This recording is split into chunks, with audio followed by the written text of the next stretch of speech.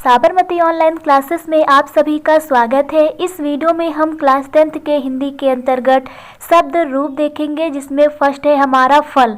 तो चलिए देखते हैं ताकि हमको ये शब्द रूप आसानी से याद हो जाए। तो पहला हमारा जो शब्द रूप है वो है फल का। तो इनको हमें याद करने का तरीका क्या है? वास्तव में हम लोग ऐसे पढ़ते हैं फलम फले फलानी, फलम फले फलानी, पर इस तरह से क्या होता है, ये शब्द रूप हमें आसानी से याद नहीं होता है। तो ट्रिक हमारी ये है कि ये फल के रूप हमें कुछ इस प्रकार से याद करने हैं, क्योंकि जो पेपर में क्वेश्चन आते हैं पहले उसको एक बार देख लेते हैं कि क्वेश्चन किस प्रकार से आता है। तो पेपर में कुछ इस प्रकार से प्रश्न रहता है कि निम्नलिखित के रूप षष्ठी विभक्ति बहुवचन में लिखिए। यानी कि यहाँ पर हमें वचन दिया रहता है कि बहुवचन लिखना है, कि एक वचन लिखना है, कि द्विवचन लिखना है। और यदि हमसे बहुवचन पूछा गया है तो हम बहुवचन वाले ही पढ़ें, हम बाकी के शब्द रूप क्यों पढ़ें कि फलम फले फलानी पूरा पढ़ पढ़ के पता करें कि कौन सा है। तो इसलिए हम लोग करेंगे क्या, ये जो फल के हमारे रूप हैं इनको हम लोग ऊपर से नीचे की ओर पढ़ेंगे। कैसे पढ़ेंगे? ऊपर के नीचे की ओर पढ़ेंगे। इनको हम लोग कुछ इस प्रकार से याद करेंगे। जैसे फल का हमें याद करना है तो हम एक वचन पहले याद कर लेंगे कि फलम फलम फलेन, फलाए फलात फलस और फले। तो कुछ इस प्रकार से हम लोगों को याद करना है। तो आप लोग भी साथ साथ में दोहराते रहिए। फलम फलम फलेन, फलम फलेन, फलाए फलात फलस से फले। तो आप लोगों को एक वचन याद हो गया होगा कि पहले फलम फलम दोनों सेम है, यानी कि जो एक नंबर पे है वही हमको दो नंबर पे भी पढ़ना है। एक वचन का जो हमारा प्रथमा और द्वितीय विभक्ति है ये दोनों समान होते हैं, यानी कि फलम फलम। इसके बाद फलेन, फलाए फलात फलस फले। तो आप लोगों को एक वचन याद हो गया होगा कि फलम फलम फलेन, फलाए फलात फलस और फले। ये हमारे एक वचन है। मुख्यतः आपको एक वचन में ज़्यादा मेहनत करनी पड़ेगी। द्विवचन तो जो हमारा है वो लगभग सेम ही पड़ जाता है। द्विवचन में भी हमारा जो प्रथमा और द्वितीय विभक्ति है ये समान है, यानी कि फले फले है। और इसके बाद तृतीय चतुर्थी पंचम ये भी एक समान ही है, यानी फलाभ्याम फलाभ्याम और फलाभ्याम है। इसके बाद फलियो फलियो है। तो इसमें आपको ज़्यादा दिक्कत नहीं होगी। द्विवचन को ऐसे याद करना है, फले फले फलाभ्याम फलाभ्याम फलाभ्याम फलियो फलियो। सिंपल है, फले फले फलाभ्याम फलाभ्याम फलाभ्याम फलियो फलियो। तो सिंपल सा आपको याद हो जाएगा कि पहले क्या है, फले फले है, फिर फलाभ्याम फलाभ्याम फलाभ्याम है और फिर फलियो फलियो है। इसी प्रकार से जो हमारा बहुवचन है इसे भी हम याद करेंगे। ये हमारा है क्योंकि जो प्रथमा विभक्ति और द्वितीय विभक्ति होती है वो चाहे एक वचन हो, चाहे द्विवचन हो, चाहे तीन वचन हो, इसमें प्रथमा जो होगा वो द्वितीय से मिलता हुआ रहेगा। जैसे एक वचन में फलम फलम था, इसी प्रकार से द्विवचन में फले फले है, और इसी प्रकार से बहुवचन जो हमारा है इसमें फलानी और फलानी होगा। इसके बाद हमें इसमें याद करना है फले है, इसके बाद क्या है, फले है, फिर फलेभ्य फलेभ्य है, फलेभ्य फलेभ्य है, इसके बाद फलानाम और फलेसु। तो एकदम सिंपल है। बहुवचन को भी बार बार दोहराते हैं ताकि याद हो जाए। फलानी फलानी, फिर फले, फिर फलेभ्य फलेभ्य, फिर फलानाम फलेसु, फलानाम फलेसु। तो सिंपल सा है, एक बार फिर से दोहराते हैं कि हमें एक वचन पढ़ना हो तो फलम फलम फलेन, फलाए फलात फलस, फलम फलम फलेन, फलाए फलात फलस, फलम फलम फलेन, फलाए फलात फलस और लास्ट में फले है। इसके बाद जब हम द्विवचन पढ़ेंगे तो ये एकदम सिंपल सा है कि फर्स्ट में दो बार में क्या कहना है, फले फले, फिर तीन बार कहना है फलाभ्याम फलाभ्याम फलाभ्याम, फिर से दो बार कहना है फलियो फलियो। सिंपल है, फले फले फलाभ्याम फलाभ्याम फलाभ्याम फलियो फलियो। इसके बाद बहुवचन पढ़ेंगे तो फलानी फलानी फले, फलानी फलानी फले, फलेभ्य फलेभ्य फलानाम, फलेभ्य फलेभ्य फलानाम फलेसु, फलेभ्य फलेभ्य फलानाम फलेसु, फलेभ्य फलेभ्य फलानाम फलेसु। तो आप लोगों को ये याद हो गए होंगे। चलिए इसका एक प्रश्न करते हैं ताकि आपको और अच्छे से क्लियर हो जाए। तो प्रश्न है हमारा, निम्नलिखित के रूप षष्ठी विभक्ति बहुवचन में लिखिए। तो यहाँ पर हमें दिख गया कि हमसे बहुवचन पूछा गया है, और कौन सा पूछा गया है, फल और मधु का। तो क्योंकि अभी हमने फल का पढ़ा है इसलिए अभी हम लोग पहले फल का कर लेते हैं। तो फल का हमें बहुवचन में लिखना है, तो हम क्या करेंगे, जो फल वाली हमारी टेबल है ना इसका बहुवचन ही पढ़ेंगे। तो अभी हमने बहुवचन में क्या पढ़ा था, फलानी फलानी फले, फलेभ्य फलेभ्य फलानाम फलेसु पढ़ा था। और इसमें हमसे षष्ठी पूछा गया है। षष्ठी का मतलब है छठवें नंबर का। तो चलिए पढ़ लेते हैं। तो पहले नंबर पे हमारा क्या हो जाएगा, फलानी, और सेकेंड नंबर पे फिर फलानी, तो फलानी फलानी हो जाएगा। फिर फलय आ जाएगा हमारा तीसरे नंबर पे। फिर चौथे नंबर पे क्या है, फलेब, और पांचवें नंबर पे भी है फलेब। और इसके आगे छठवें नंबर पे क्या है, फलानाम। तो हमें छठवें नंबर, षष्ठी विभक्ति का मतलब है छठवें नंबर का लिखना है। तो छठवें नंबर पे क्या हो जाएगा, छठवें नंबर पे हो जाएगा फलानाम। तो यहाँ पर हम लोग क्या लिखेंगे, यहाँ पर फल की जगह पर यहाँ पर लिख देंगे फलानाम, लिख देंगे यहाँ पर हम लोग। तो ये हमारा करेक्ट हो गया। चलिए सेकंड क्वेश्चन कर लेते हैं। सेकंड है निम्नलिखित के रूप तृतीया विभक्ति एक वचन लिखना है। कौन सा, एक वचन। तो यहाँ पर हम लोग फल का कर लेते हैं।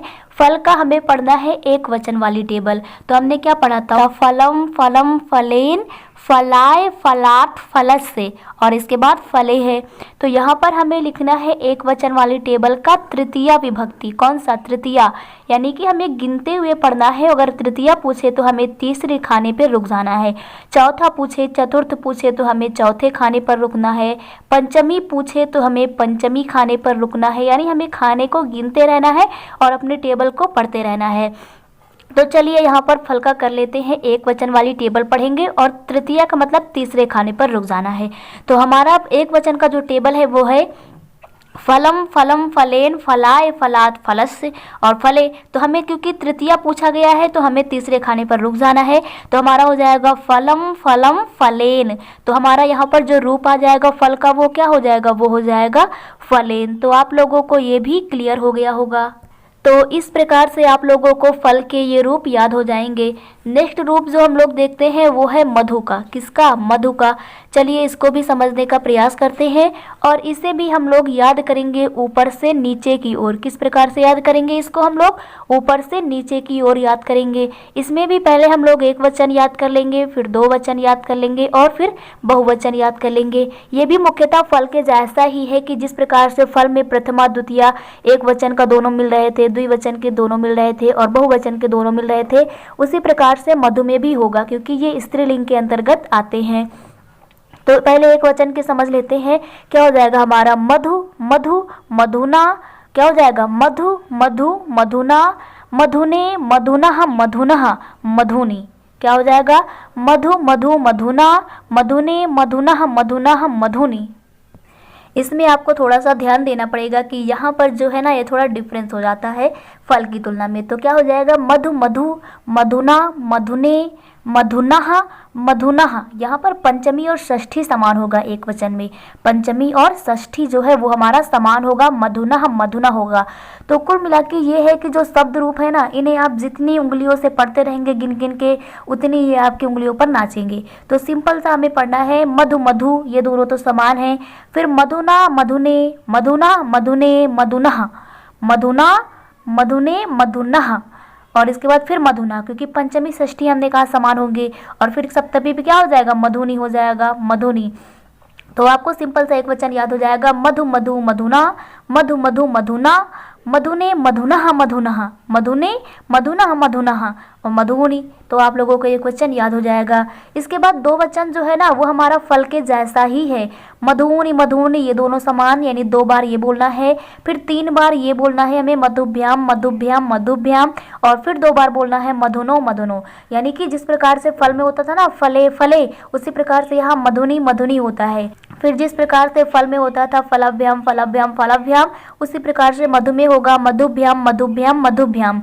और फिर फल में होता था क्या, फलियो फलियो, और यहाँ पर होगा मधुनो मधुनो। तो द्विवचन तो एकदम सिंपल सा है हमारा, मधुनी मधुनी, मधुभ्याम मधुभ्याम मधुभ्याम, मधुनो मधुनो। इसके बाद हम लोग बहुवचन देखते हैं। तो बहुवचन भी हमारा फल के जैसा ही प्रथम द्वितीय जो होगा समान होगा, यानी कि मधुनी मधुनी होगा। क्या होगा, मधुनी मधुनी।